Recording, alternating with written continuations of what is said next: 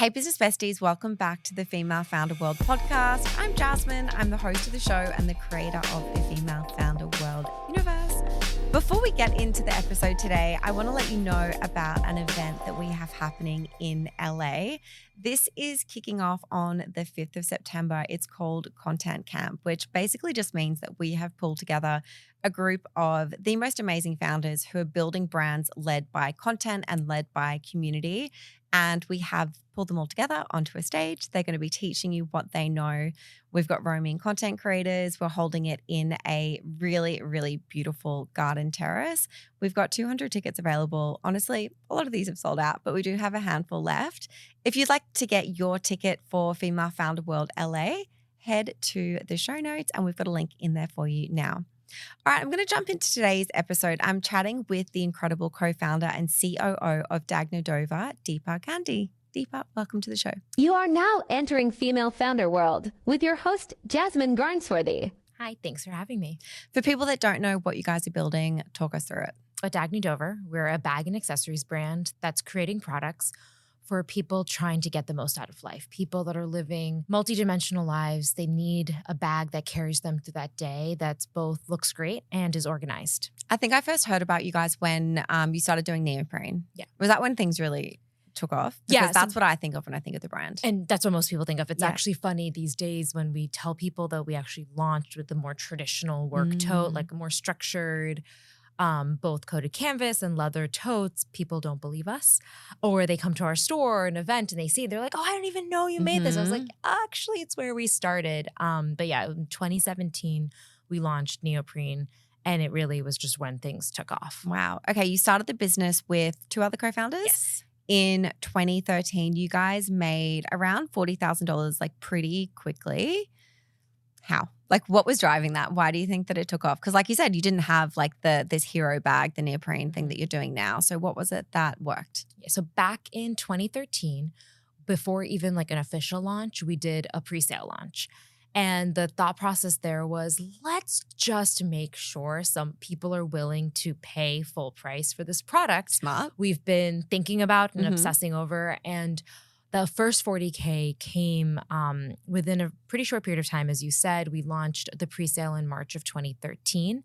And it was literally like with stripes on our like little, like, I don't know if you remember, but there used to be like before you could tap to pay, you could swipe to pay. And we had these little like plugins on our phones and our iPads, and we like would go to events or to like even dinner with friends, and we're like, hey, do you want to buy this bag we've been telling you about? Was that Square? Square Up? So, no, sorry, you're right. It was Square. It was Square. Yes. I was like, Stripe didn't sound right. I did this before for a pop-up years ago when I had a beauty brand, and I remember, and like they literally send you this like little thing that plugs into your phone. It was and then little Square. Yeah, it was amazing. You know, now you don't need it, but it was so amazing when it came out. And it felt really gratifying. Yeah. I'd be like, I'm going to swipe this card. Like somebody's buying this.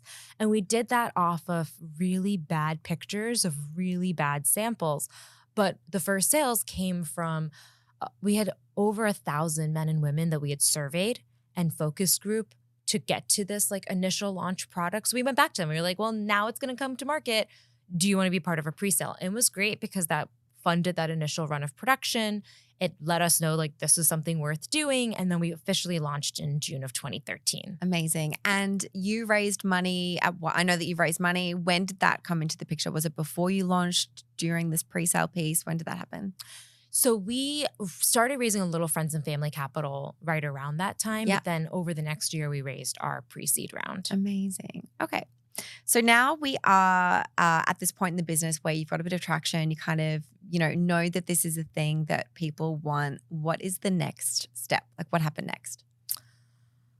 Figuring out how to scale, right? I think one of the biggest things at first was we used to look at our sales and say, how many of the people do we know? Like how many out of the 10 for like people that purchased in this period of time do we know? And for a while it was like 8 out of 10. We like recognized the name, or we're like, oh, and we used to ask, how did you hear about us? Right. And it was like pretty close. And then over the first year, we went from 8 out of 10 being somebody who was connected to us in one way or the other to not knowing who 8 out of the 10 people were. That's cool. And that was really exciting, right? It meant that it was catching on and people were buying it. I think what was also interesting, it was 2013, which means like Instagram advertising didn't exist. And it was a time where you could launch a brand and literally have friends post a referral link on their Facebook page saying, hey, my friend launched this really cool brand, check it out. And you saw revenue come in through that. It was just, what a time. Like, I know, or like people would post in a Facebook group being like, this sounds amazing. Yeah. Why don't you buy it? And you'd see this revenue come in. It was a very different time. Like I like to say, because a lot of people that are starting businesses today, they ask, they're like, how did you bring that first revenue? What did you do the first year? How did you go from a 40K pre-sale to your first $1 million in revenue? And I often have to say, I'm like, it was so different in 2013 and 2014. Certain things were much harder and some things were much easier. And I think the one thing that was much easier was getting that proof of concept because there was not as much noise.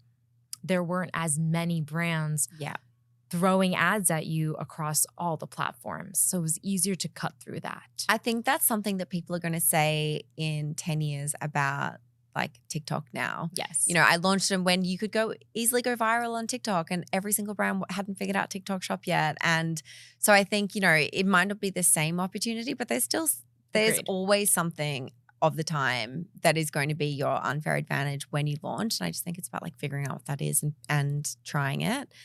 But that's such an amazing time to kind of launch a consumer brand and very, very cool. Okay, business besties, let's switch gears for a second. Real quick, I want to talk to you about this season's presenting sponsor, Vistaprint. They are sponsoring this entire season of the Female Founder World podcast, and we love a supportive sponsor. So much so that we're actually working with Vistaprint ourselves to create the merch and all of those beautiful event perks that you know and love from our in real life Female Founder World events. If you haven't heard of Vistaprint, here's what you need to know. Vistaprint helps all kinds of business owners print all kinds of marketing products like super professional business cards, fun merch, eye-catching flyers and brochures, and a whole bunch more. And it's all completely custom, so you can do whatever you want. Whatever you're imagining right now, Vistaprint can print it. And if you're wondering if you're ready to be a designer girly, their easy-to-use website makes it super simple. Plus, they have designers on hand to help you if you really need it. Right now, Vistaprint is giving all Female Founder World podcast listeners a little something, 25% off your first order at vistaprint.com. Use the code FFW25 at checkout and step up your branding game. We put a link in the show notes if you want to learn more.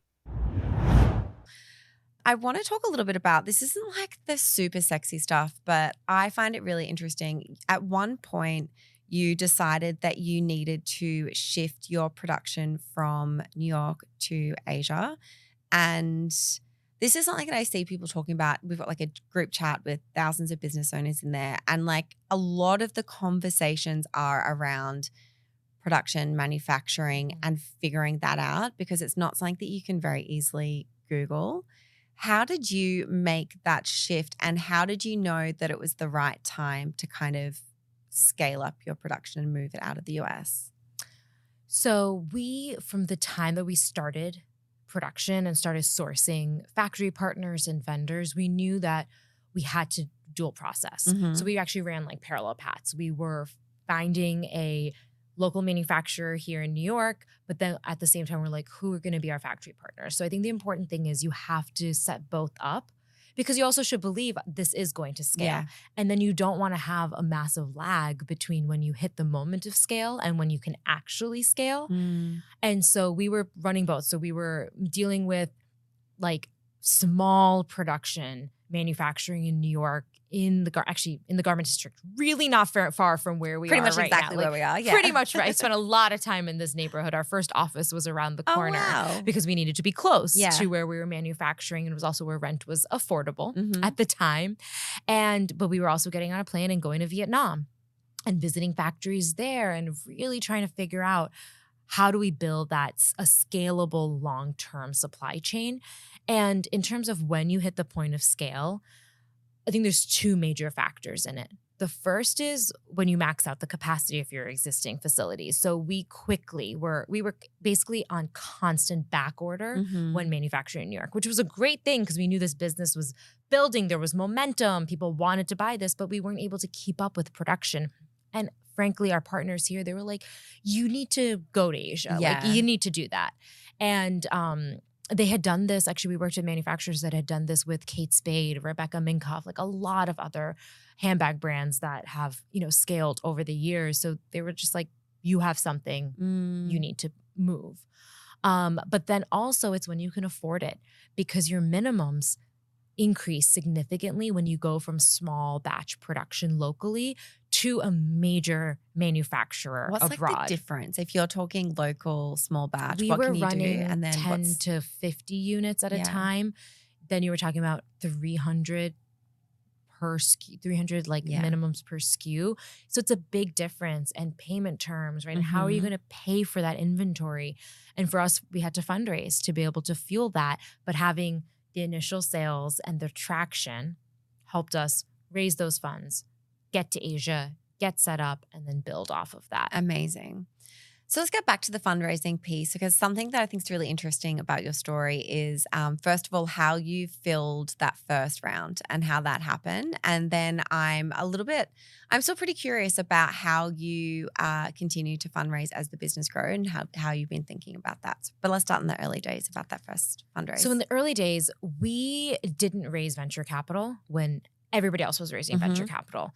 We pitched everyone, we met with everyone, but something that didn't sit well with us was that the vision that we had for the business, both financially and as a brand, didn't align with what these investors were saying. So we were talking about building a profitable business at a time when everybody was shocking talking in 2013. about growth at all costs. And we're Yeah. like, no, we'd rather build a business that's sustainable for the long term rather than get big fast. And so what we ended up doing was raising a lot of the capital in the initial years. And we've continued a version of this as our core guiding principle for fundraising, even as we've grown and scaled.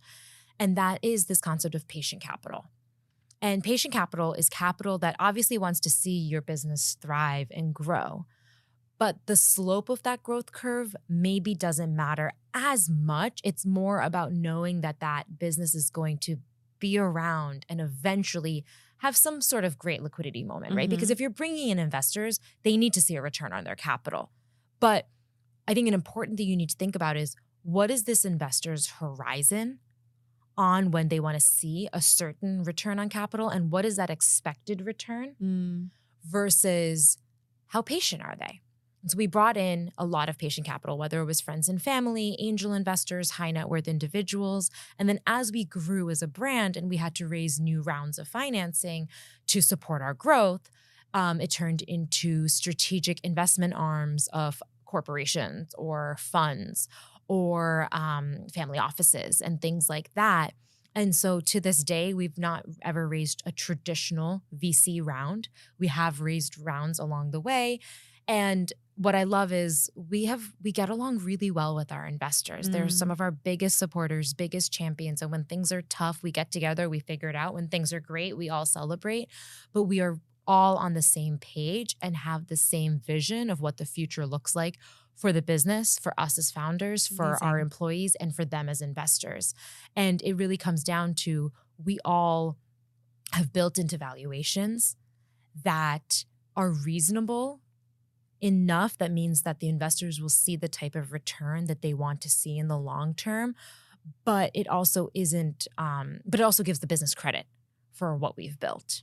So when you think about, okay, you're on this different track for fundraising and growth for the business, how do you think about how that impacts like your life as you're building the business? Because what I'm trying to say, what I think is really interesting is like, for a really long time, what we read was like Business Insider and TechCrunch talking about this like very specific founder path and like growth trajectory. And that was kind of like what business is for like a really long time. And I think a lot of people got that in their head as like, this is what it means to build a successful business.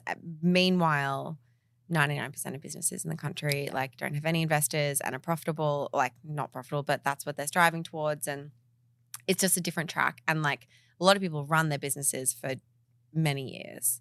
And so you can't work 100 hours a week for 15 years on a business with actually no potential liquidity event because that's not the kind of company that you're building or that's not the track that you're on.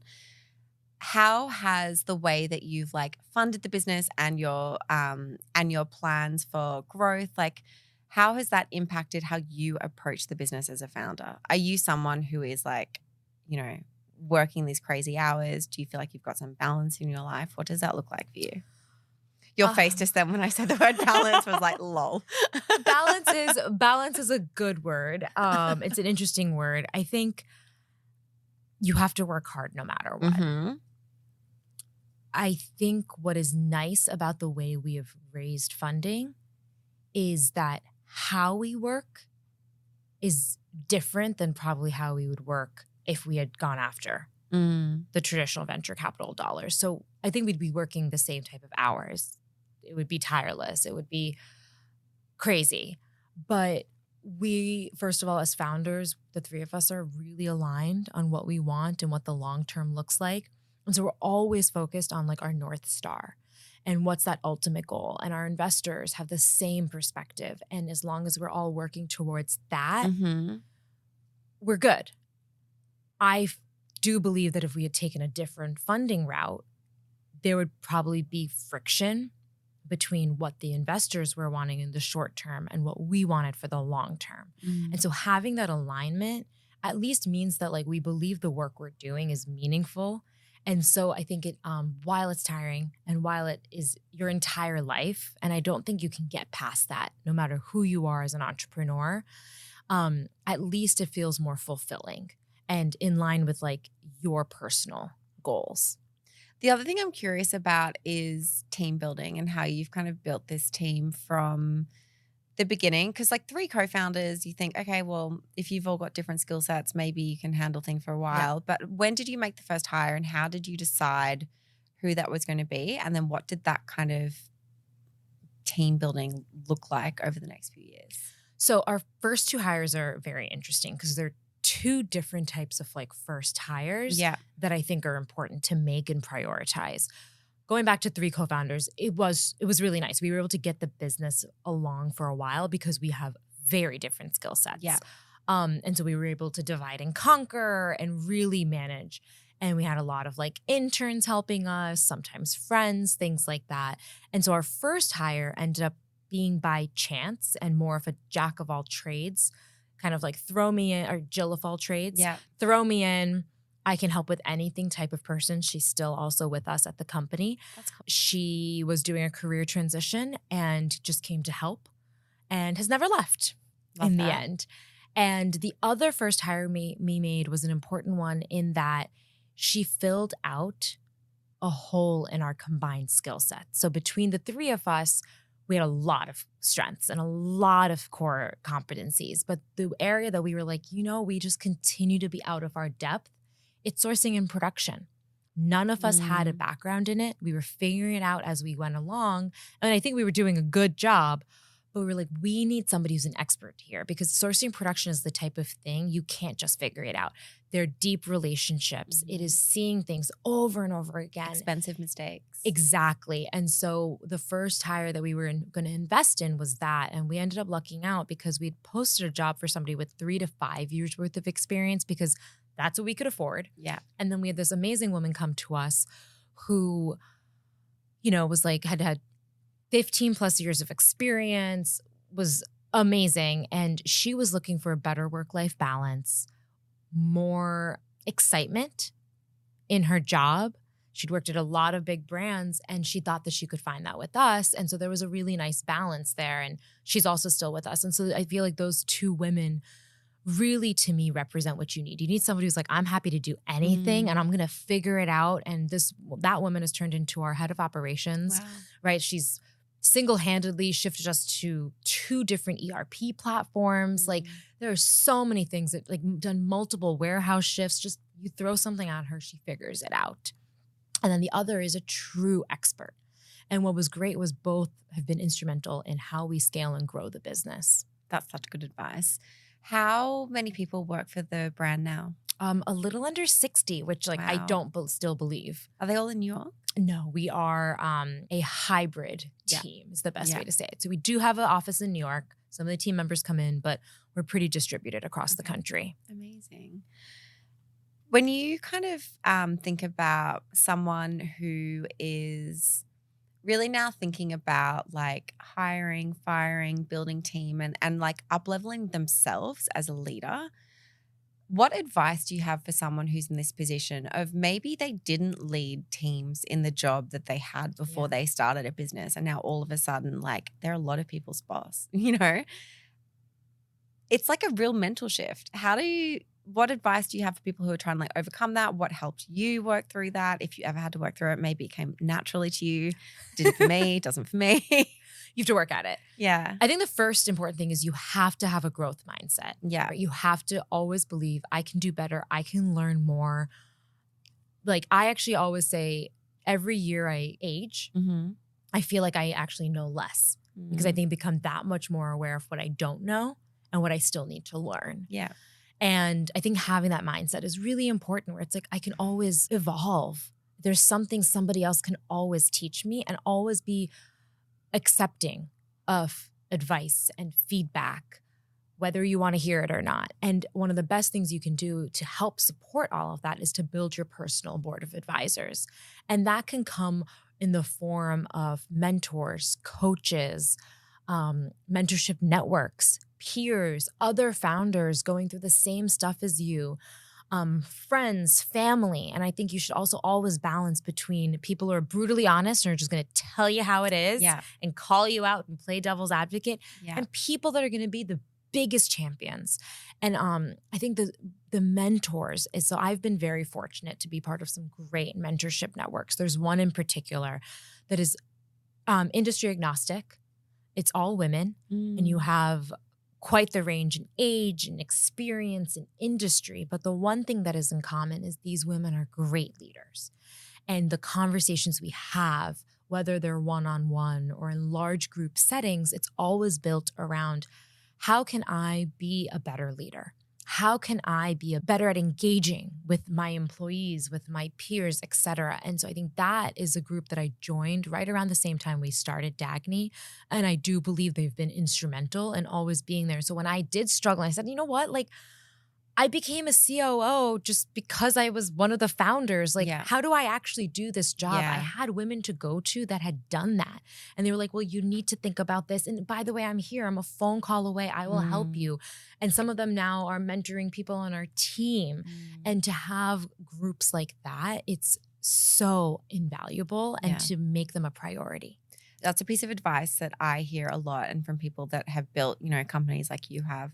Just coming back to you need people who have done it to help you do this. Like you can't just Google this and figure it out. Like no one actually is born with the knowledge and you need to have people around you who you can ask and also like show you that it's possible because they've done it, you know? And as you get to know people, it also just humanizes and breaks down any myth that you have around, oh, there's like a very special kind of person that has to do this when you actually meet and get to know the people that are doing the thing that you want to do. And you're like, oh, you're just a person. Yeah. And I think like the concept of paying it forward is so important. And so like there are founders who have advised us, invested in us, that there's some that like we don't make big decisions without getting their counsel because they've, to your point, they have been there. Yeah. And if they have made mistakes or had wins that we can learn from, why wouldn't we do that? And then we try to be that for other people. I was literally on a call earlier today with a founder that I've personally invested in. And, you know, they're going to raise around, they have all this stuff going on. And you know, he's like, I just want to get it out there. I just want to get it out there. And I was like, just take a moment. Yeah. Breathe. I know the feeling of that urgency, saying, I want to raise the capital as quickly as possible. I want to start conversations as soon as possible. Yeah. But I'm like, but I have been there. I have done that. Versus let's take a moment. Let's create the list of targets. Let's figure out who the strongest connection is to make the introduction if you don't already have that relationship. Let's maybe see how much money you can circle up without running a full process, right? Like so that you have momentum, right? There's all these pieces. And I was like, so just take a breath. I get that urgency. I have been there. I have done that. I have gotten caught up in that. But on this other side, I'm telling you, just a little extra time to plan and laid the groundwork will make a huge difference. And I was like, and I also know that because another founder had told me that at some point. Take a moment, Deepa, breathe. Yeah. And just having that like circle of life, if you want to call it, between founders, it's so helpful. And it also makes you feel seen for what you're experiencing and going through, but also makes you know that you're not alone. Yeah, that's really good advice. I want to go back to I think it was 2017 when you launched the neoprene. Yes. You know, we spoke a little bit about how that was like a big turning point for the brand and things really blew up after that. How did you decide that you were going to do neoprene? Where did that come from? I love the story. Yeah. So I am not our creative. I am not the designer. I am the Excel person. Or as somebody on our team recently called me and everybody on my team, computer people. Okay. And that was a new one. I'm an iPhone person. Yeah. But it was funny. I was like, I call myself like a numbers person, like analytics, Excel, definitely always. But I was like, computer people was a new one. I appreciated it though. And so Jessie, my co-founder, I have two co-founders, Melissa and Jessie.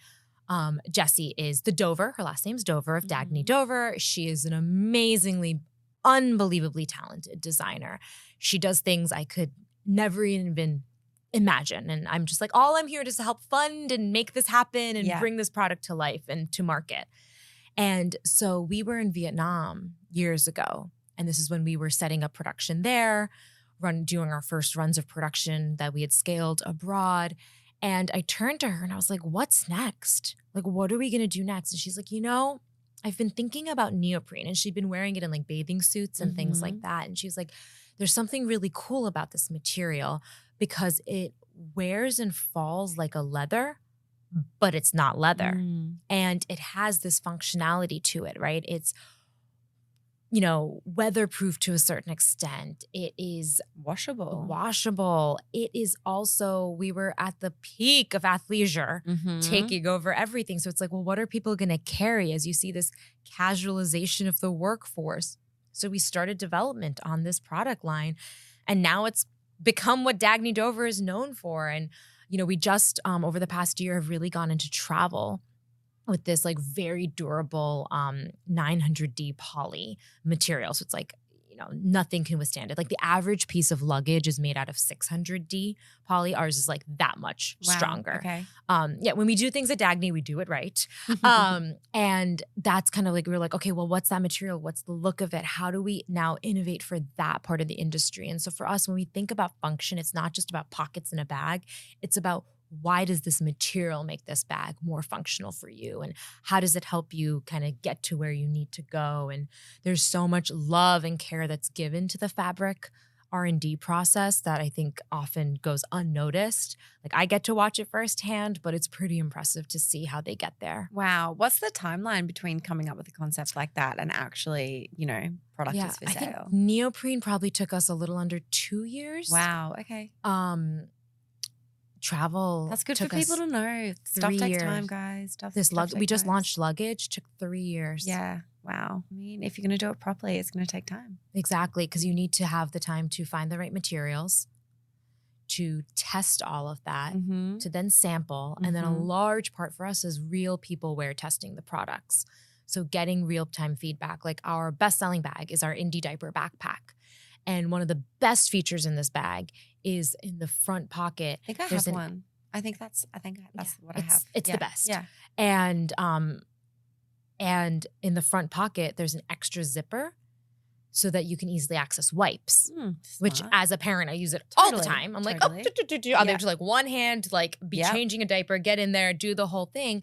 And that was a call out that came from real people, like a real parent wear testing it in one of the last rounds of sampling. And if we just don't listen to that and put things into production, we would never get to the level of this is right as we want it to be. And then we still always evolve. We do make updates. A good example is with our neoprene products. We started to find out so many people were using them for as carry-on personal items for travel, like our backpacks and our carry-alls. And so then we decided to relaunch all of them with a luggage sleeve in the back. So you could put it on your rolling luggage. And then eventually we were like, well, we should just also do the luggage. Yeah. So we've done that, but that's how we think about it. We really try to think about the actual day-to-day life of our customer and then get the product we design into their hands and get their feedback. You mentioned before that you're the numbers Excel. Yeah, that's your like zone of genius. That's your specialty. How does what you do, how does that influence the outcomes and the creative decisions, and how is that all integrated? As someone who does not have a numbers person and fully makes decisions based on vibes, tell me what I should be doing. So I think the biggest thing is it's a partnership. And I think we as a founding team and as a company really believe in this. Like, we're always like, you have to be balanced between the left brain and the right brain. And it's actually what I love about the career that I have built for myself. Yeah. Is I started my career in finance and I was miserable. Just because I was good with numbers didn't mean I was happy in this job. I'm also married to somebody who works in finance and he loves it and he will do that for the rest of his life. And so I quickly tried to figure out a different path for myself. And my first job out of finance was at Club Monaco. So a fashion brand doing inventory planning and merchandising strategy. And what I quickly learned there was I was able to be good at numbers. I had to forecast sales and inventory needs, but I could be in a creative industry. And so I've always said, how does my analytical mind empower the decision-making of my creative partners? And I think what's important there in creating that partnership is it's from both sides. So if my creative partners are able to explain to me their thought process and what the vibes are telling them, I'm able to say, well, what's the data telling us and how do we marry those two things? And how do we balance both? And so I think what's important on the data side and the number side is finding partners who answer the questions, who are very transparent and open with what the data is saying. So rather than being like, we need to focus on profitability, the way I like to think about it is, if we focus on profitability, this is what it enables us to do as a company. And these are the key areas that we can focus on to improve that and to bring everybody in and to break it down and say, if we're not seeing the productivity off of this, then maybe we need to rethink it rather than just saying profitability, right? And it's really about the conversation and how you listen to both sides. Yeah. Another thing that I want to ask you about is retail, wholesale, and that process of launching and expanding that part of the business. Who was your first retail stockist? How did that happen? It was like around the same time as the neoprene launch, right? Kind of. So prior to that, we did like small boutiques. Yep. And it's like, I always say you have to start somewhere. Yeah. And it was great because if somebody wanted to check out our product in New York, where we launched and really focused, there was a boutique or two you could go to and check out the product. And that was consignment based at the time, right? Because the boutiques, like, they don't have the funding to just buy a ton of inventory as well. So it's a partnership. And then when we launched neoprene, it really opened a lot of doors for us because it was new, it was different. It was something that larger wholesalers believed that complemented their other, what else they were merchandising, the rest of their assortment. So we were ending up in Equinox stores, right? Because you could now use this bag as a gym bag and a work bag. We started at Nordstrom. So what we found was we were offering something they didn't currently have, and that made it easier for us to get in. But then also we had been around just long enough that we also had a very successful launch. And this is something I like to tell new founders often because they're like, but how did you get into Nordstrom? Yeah. How did you get onto Shopbop? I was like, it's less about the how, it's often about the when, because you don't want to do it so early that you're now struggling to get people to buy your product. What's really great is almost every time we've launched with a new partner, it's been at the right stage for us as a business, for who their customer is, that we've had successful launches, which means that you're able to grow and build off of that.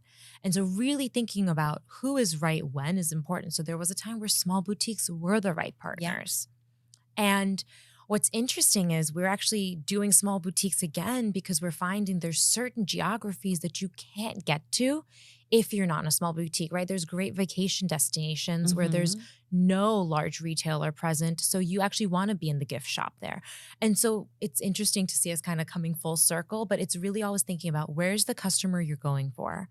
That's a really interesting insight. I was speaking with Natalie Holloway. She's the founder of Bala, and talking to her about their stockist strategy, and they're in, Target and big retail, but she also has a really big indie presence as well with smaller boutiques. And for example, like they're sold in some fitness studios, and that just obviously makes so much sense. A lot of these studios are using their equipment, beautiful Pilates studios, the right customer. Exactly. Of course they would sell there.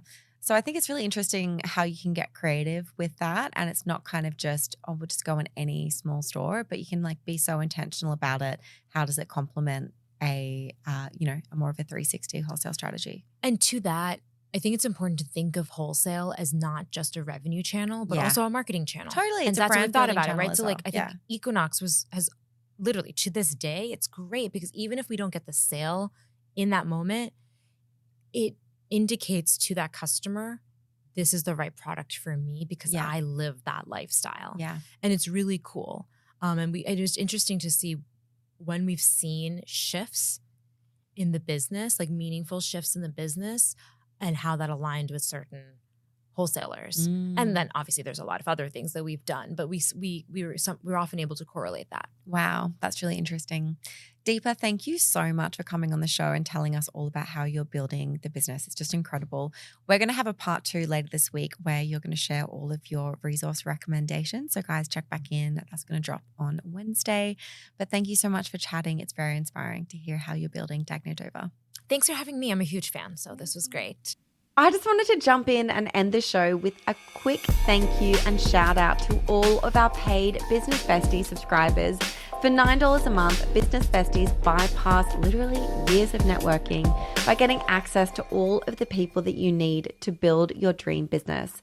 Besties get access to exclusive in-person meetups in cities all across the US, Australia, and the UK. You get access to our group chat and you get to bypass the waitlist. You also get invited to exclusive monthly group business coaching call sessions where you can speak to experts and founders and ask them all of those questions that you just can't Google. It's $9 a month. You can cancel anytime. Head to bestie.femalefounderworld.com or click the link in the show notes for more.